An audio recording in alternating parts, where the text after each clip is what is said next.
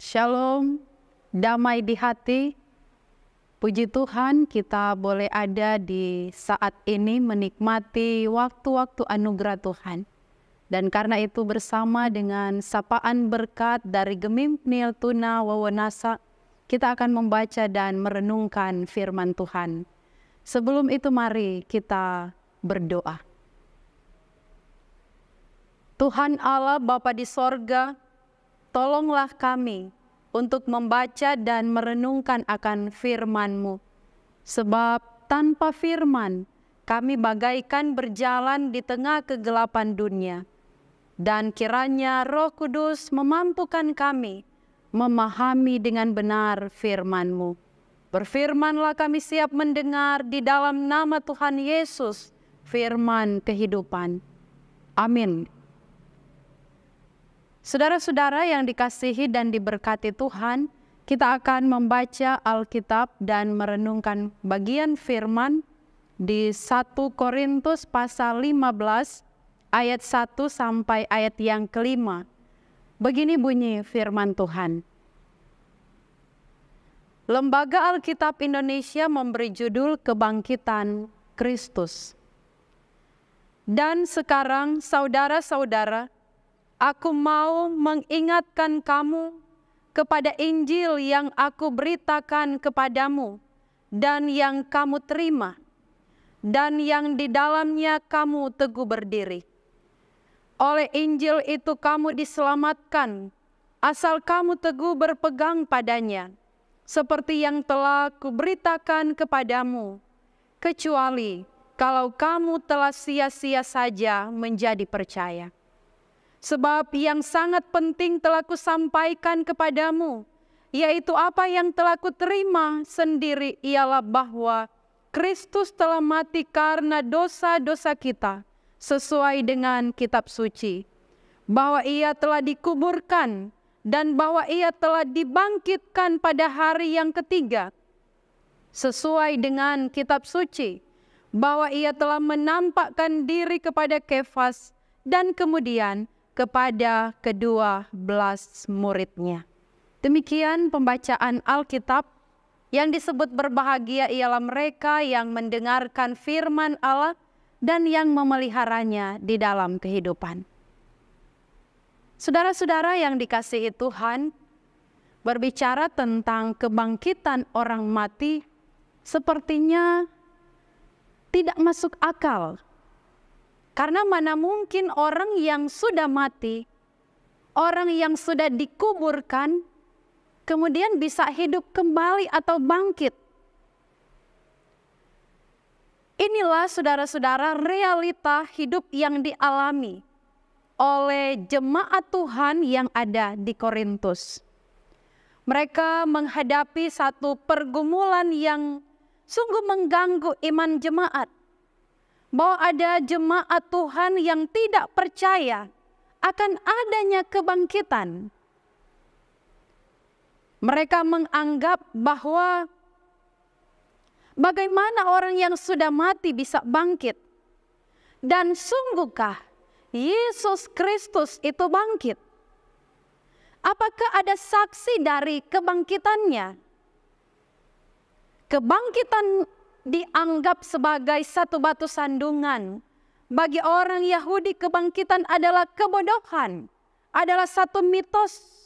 Hal ini tidak penting bagi mereka. Karena itu saudara-saudara, betapa penting Paulus sebagai hamba Allah untuk menjelaskan tentang kematian dan kebangkitan Tuhan Yesus Kristus. Ada beberapa poin yang ditekankan oleh Paulus dalam bagian bacaan ini. Pertama, kematian Yesus Kristus ini adalah dasar dari keselamatan manusia. Karena hanya dengan melalui kematian Yesus Kristus, maka manusia mendapat pengampunan dosa. Manusia mendapat anugerah, kasih karunia, keselamatan kekal, hidup dalam kekekalan bersama dengan Tuhan. Dan Yesus Kristus mengganti hukuman karena dosa-dosa kita. Poin yang berikut adalah kebangkitan Yesus bukan hanya rekayasa yang seperti dipikirkan oleh banyak orang. Kebangkitan Yesus bukan isapan jempol manusia. Kebangkitan Yesus bukan cerita atau dongeng nenek-nenek tua. Tetapi saudara-saudara, kebangkitan Kristus memberikan banyak bukti, bahkan banyak saksi yang melihat secara langsung apa yang telah terjadi. Kubur kosong, mayat Yesus tidak ada di tempat, batu terguling. Bahkan para perempuan yang menyaksikan kebangkitan Yesus melihat apa yang terjadi. Dan oleh Rasul Paulus yang mengungkapkan saksi-saksi dari kebangkitan Tuhan Yesus. Dalam bacaan ini dikatakan, Kefas yang adalah murid Yesus, bahkan 12 murid Yesus, bukan hanya murid Yesus yang dekat dengan Yesus, tetapi saudara-saudara, Alkitab mencatat bahwa Yesus menampakkan diri kepada lebih dari 500 orang. Ini bukan diatur atau direkayasa sedemikian rupa. Mungkin kalau 1-2 orang bisa diatur, bisa dibayar. Tetapi ini lebih dari 500 orang menyaksikan apa yang telah diberitakan dalam Injil Yesus Kristus, bahwa Yesus mati dan bangkit pada hari yang ketiga. Bukan hanya itu saja, Yakobus dan Paulus sendiri menjadi saksi dari kebangkitan Tuhan Yesus. Sehingga dia dapat menceritakan, dapat mengajarkan apa yang telah dia terima langsung dari Tuhan Yesus. Poin berikut adalah apa yang diajarkan bukan karena hasil dari hayalan atau pikiran Paulus semata-mata, tetapi Alkitab mencatat semua berdasarkan kitab suci. Semua berdasarkan kepercayaan yang dinubuatkan oleh para nabi dalam perjanjian lama.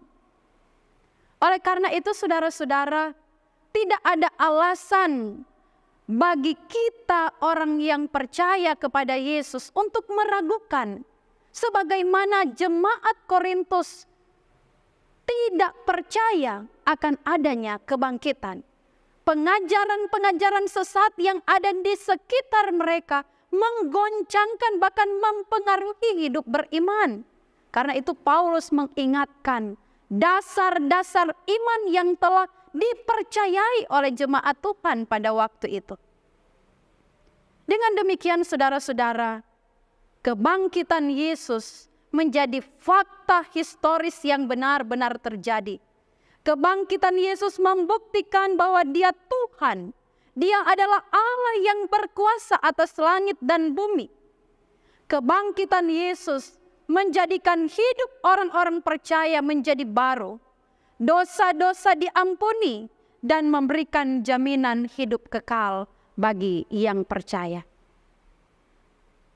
Saudara-saudara, pengetahuan tentang kebangkitan Yesus bukanlah persetujuan bahwa kita harus percaya, tetapi kebangkitan Yesus diterima dengan iman.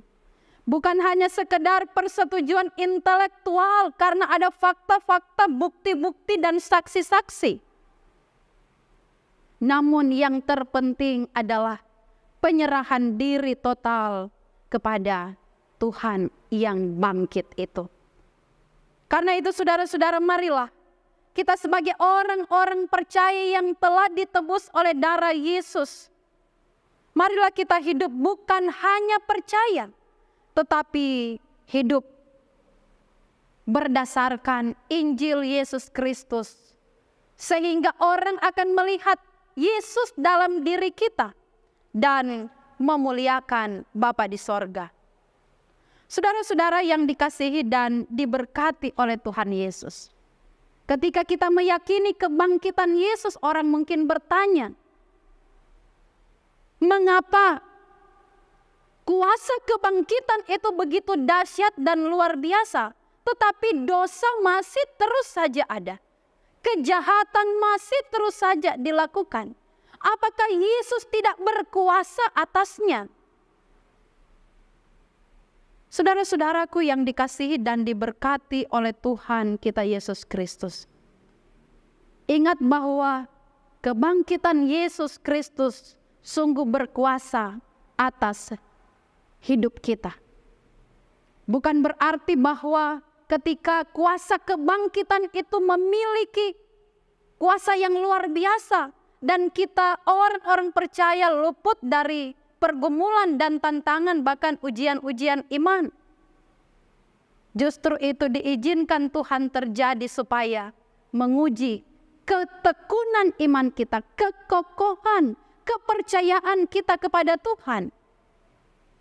Sehingga dengan mengalami bahkan menghadapi tantangan, kuasa kebangkitan itu memberi kita kekuatan, memberi kita semangat, memberi kita kekuatan untuk menghadapi berbagai tantangan dan pergumulan. Sehingga kita akan tetap terus maju, akan tetap terus setia melayani Tuhan, mengikut Tuhan, meskipun sulit dan berat. Sebab Dia ada bersama kita, Dia hidup dan Dia menjiwai hidup kita. Sehingga kita akan menjadi berkat dimanapun kita pergi dan berada. Dan nama Tuhan dimuliakan. Tuhan memberkati firman-Nya, memberkati kita yang mendengar dan yang melakukannya dalam kehidupan. Amin. Mari berdoa. Bapa di sorga, terima kasih untuk kebenaran firman yang Engkau bukakan bagi kami, bahwa kebangkitan Kristus memberikan dasar dan jaminan tentang pengampunan dosa dan kehidupan kekal. Sehingga kebangkitan Kristus memberikan kekuatan untuk kami orang-orang percaya menghadapi tantangan dan pergumulan. Seberat apapun gumul yang dialami oleh saudara-saudara yang menyaksikan siaran ini, sungguh kami percaya tidak ada yang mustahil bagi Allah. Engkau dapat melakukan apa saja menurut kuasa dan kasih-Mu. Engkau dapat mengubah segala sesuatu menurut kehendak-Mu. Dan karena itu Bapa, kami percaya bahwa Engkau Allah turut bekerja dalam segala sesuatu untuk mendatangkan kebaikan bagi setiap orang yang mengasihi Tuhan. Kuatkan dan teguhkan iman kami untuk tetap setia mengikut Tuhan. Di dalam nama Tuhan Yesus, Juru Selamat kami yang hidup. Amin. Demikianlah sapaan berkat menyapa saudara-saudara dimanapun berada. Kiranya kita semua diberkati untuk jadi berkat bagi kemuliaan nama Tuhan. Shalom, damai di hati, Tuhan Yesus memberkati.